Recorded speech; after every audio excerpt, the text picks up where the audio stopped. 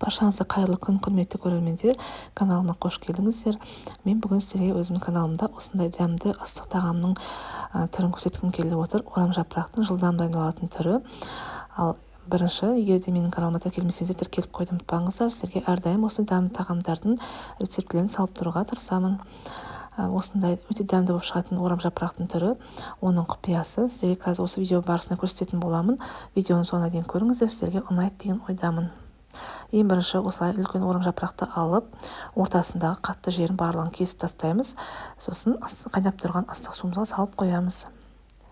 Қайнағаннан кейін 5 минуттан кейін орам жапырақтар өздері жұмсара бастаған кезде осылай әрбір жапырағын осылай шаңышқымен бөліп алып пісірсеңіздер, біздің жапырақтарымыз әдемі болып езілмей пісетін болады.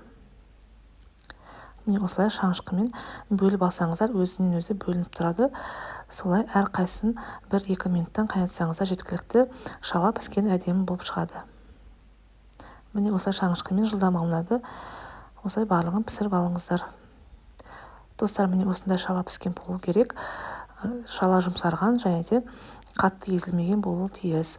Енді қалған орам жапырақ піскенше біз ішіне салатын салмасын дайындап аламыз. Осындай дәмдеуіштерін қосып, етімізді, тартылған етімізбен пиязымызды араластырып қоямыз. Достар, міне біздің жапырақтарымыз дайын болды. Енді осындай әдіспен ортасындағы қатты жерін алып тастаймыз. Бізге бұл керек емес, оны қазір астына салып жіберетін боламыз пісіргенде. Енді осылай 4 бөлікке бөлеміз жапырақты. Осындай 3 бұрышты болу керек. Енді осы жапырақтарымызға бір үлкен ас қасықтан етімізді салып, жай ғана орап жасап аламыз барлығын. Осындай әдіспен дайындап аламыз. Өте оңай, жылдам дайындалатын орам жапырақтың түрі. Голубцаны да дәмді болып шығады деген ойдамын. Сіздерге ұнайды деген ойдамын. Жасап көріңіздер. Міне осындай әдіспен барлығын жасап аламыз. Ешқандай қиындығы жоқ. Дәмі өте керемет болып шығады. Достар, осы видеом сіздерге ұнап жатса, осы видеоның астына лайк, комментарий жазуды ұмытпаңыздар. Сіздерге барлық сұрақтарыңызға жауап беруге тырысамын. Түсінбеген жерлеріңіз болса, комментарий жазып қойсаңыздар болады. Міне осылай барлығын жасап аламыз.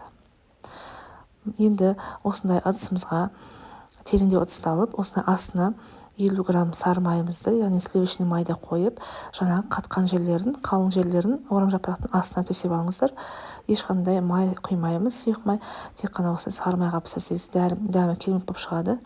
Енді осындай әдіспен барлығын дайындаған орам жапырақтарын барлығын салып шығамыз. Міне дәл осындай бетіне дейін толып шықты.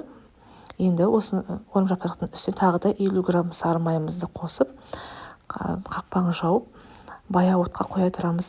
Енді оның үстіне құятын біз суымызды дайындаймыз. Осындай 400 мл суға бір үлкен ас қасықпен томатты қосамыз. Және де дозын дәмдеу үшін өздеріңізге ұнайтын, және де ең бастысы осындай қызыл паприка қосыңыздар. Үлкен ас қасықпен 2 қасық қосамыз. Бұл біздің орам жапыраққа дәмін де түсін де әдемі қылдырып, пісіргенге өте әдемі түсті болып шығады. Міне біздің сары майымыз еріп жатыр. Енді осы үстіне жаңағы дайындаған суымызды құйып, барлығы толығымен піскенше қайнатамыз. Шамамен 40 минуттай піседі.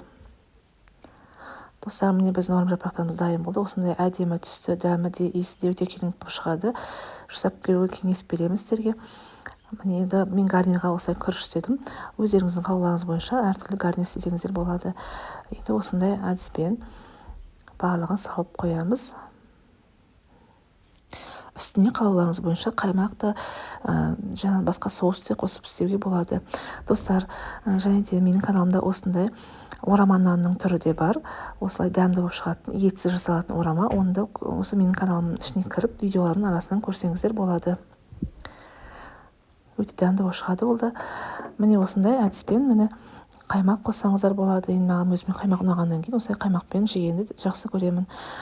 Достар, егер де осы видеом сіздерге рецепт ұнап жатса, менің каналыма тіркеліп, лайк басып, астына қоңыраушаны басып қойған ұмытпаңыздар. Сіздерге менің видеоларым, алдағы видеоларым түсіп тұрады. Видеоның соңына дейін көргендеріңіз үшін рахмет. Келесі видеода кездескенше сау болыңыздар.